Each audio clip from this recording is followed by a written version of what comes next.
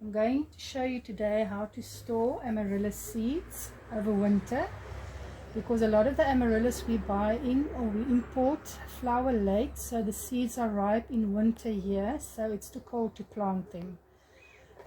We've picked the seeds and we've dried them, so they're all nice and dry like that. This is Daphne. We've marked them March 2020. So you'd need these little brown plastic bags, a Koki and a stapler, and we will put the name on the little bag, and then we just keep the name tag for when we go and sow the seeds in September.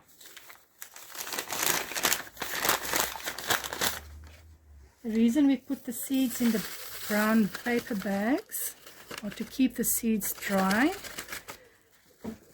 There you go.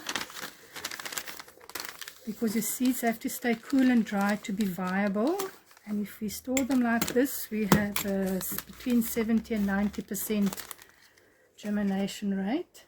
From here we'll take the little plastic bags, put them in a Tupperware container or in a Ziploc plastic bag, and then put them in the drawer in the fridge like a vegetable drawer. So in September, when the weather warms up, we can take them out, we can plant them. We've kept all the tags, and you'll have a much better germination rate. I hope this helps all the new growers.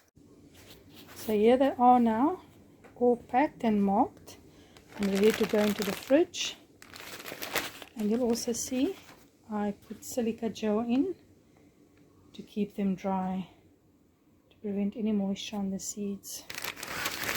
And then we'll take them out in September and we'll plant them.